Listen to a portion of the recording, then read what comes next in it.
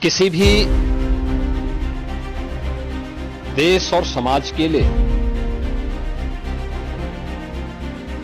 प्रगति और समृद्धि के नित नए प्रतिमान स्थापित करने के लिए समय समय पर होने वाला रिफॉर्म अत्यंत महत्वपूर्ण होता है। लगातार हर एक फील्ड में पिछले 10 वर्ष के अंदर बेहतरीन रिफॉर्म करके भारत की अर्थव्यवस्था को एक सम्मानजनक स्थिति में पहुंचाने और दुनिया की 5वीं बड़ी अर्थव्यवस्था के रूप में भारत को स्थापित करने के लिए प्रधानमंत्री मोदी जी के नेतृत्व में काफी कदम उठाए गए, रिफॉर्म किए गए। स्वाभाविक रूप से एक तरफ हम समृद्धि के नित नए सोपान छुएं, दूसरी तरफ अपनी राष्ट्रीय सुरक्षा को भी उतना ही महत्व देना होगा और राष्ट्रीय सुरक्षा को भी, चाहे वह सेना में, उनके साजो सामान में, आत्मनिर्भरता के लक्ष्य को प्राप्त करने का कार्य हो या फिर सेना के आधुनिकीकरण से जुड़े हुए एक त्वरित निर्णय लेने की गति को आगे बढ़ाने का, सेना भी इस रिफॉर्म के साथ आगे बढ़ी है। आज अत्याधुनिक फाइटर विमान भारत की सेना के पास हैं।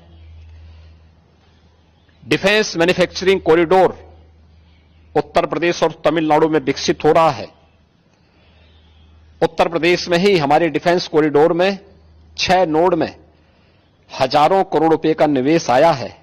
भारत डायनामिक्स लिमिटेड का कार्य हो या फिर ब्रह्मोस मिसाइल बनाने की प्रगति, बहुत सारी ऐसी चीजें हैं जिसमें आज भारत ने एक लंबी छलांग लगाई है। स्वाभाविक रूप से सेना भी हमारी इस गति के साथ, इस रिफॉर्म के साथ आगे बढ़ सके। अग्निवीर की योजना भारतीय सेना में इसी देश से आगे बढ़ाई गई है। युवाओं के मन में एक उत्साह है। 10 लाख अग्निवीर भारतीय सेना के अग्निपथ के मजबूत जवान के रूप में अपनी सेवा देने के लिए आगे बढ़ रहे हैं। नौजवानों में उत्साह भी है। दुर्भाग्य है कि कुछ राजनीतिक दल जिनके लिए स्वयं की राजनीति देश से बड़ी हो गई है, वे देश की कीमत पर राजनीति करना चाहते हैं। उनका काम ही है कि हर रिफॉर्म वाले कार्य को, हर प्रगति वाले कार्य को, हर समृद्धि वाले कार्य में टांग अड़ाना, अनावश्यक व्यवधान पैदा करना, गुमराह करना, भड़काने की बयानबाजी करना और लगातार उनके द्वारा इस प्रकार के कृत्य किए जाते रहे हैं। और इस मुद्दे को लेकर के भी विपक्ष ने लगातार गुमराह करने का प्रयास किया। आज अग्निवीर में जहां युवा भर्ती हो रहे हैं, एक ट्रेंड युवा अग्निवीर की सेवा को पूरा करने के बाद उन्हें सेना में भी अच्छा अवसर प्राप्त होने वाला है।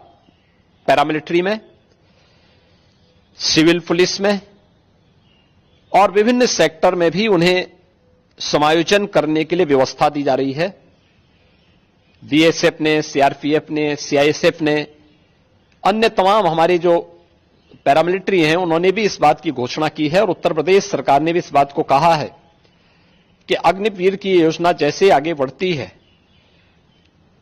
और जब ये अपनी सेवा के बाद वापस आएंगे तो हम उत्तर प्रदेश पुलिस सेवा में, पीएसी में इन नौजवानों को प्राथमिकता के आधार पर समायोजन की एक सुविधा देंगे, वेटेज देंगे।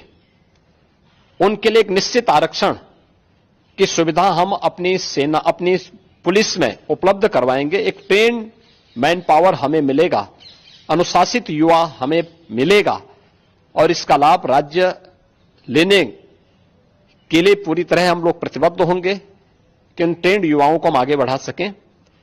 और मुझे लगता है कि हमें प्रधानमंत्री मोदी जी के और भारत सरकार के इस सेना रिफॉर्म के अभियान के साथ राष्ट्रीय सुरक्षा को सर्वोपरि मानते हुए आगे बढ़ना चाहिए।